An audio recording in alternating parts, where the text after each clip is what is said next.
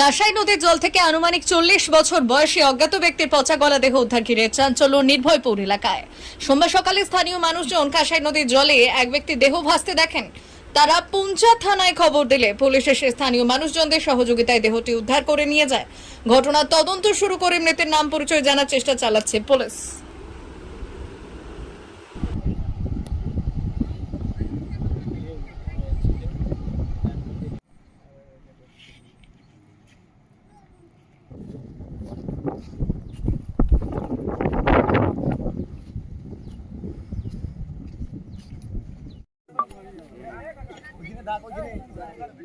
সামনে থেকে বন্ধ থেকে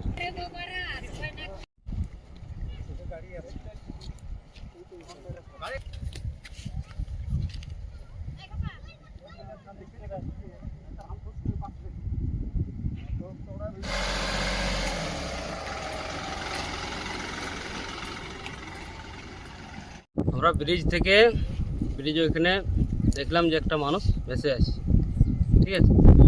সেটা দেখে পর এইখানকে দেখলাম যে এখানে এসে আটকে আছে। সেই তখন প্রশাসনকে খবর দিলাম, প্রশাসন আসলো, প্রশাসন এসে উদ্ধার করে নিয়ে গেল। কত বয়স হতে পারবে ওটা তো বলতে পারছি না, মানে কোনো নাম পরিচয় জানা গেছে? না। এটা কোন জায়গা?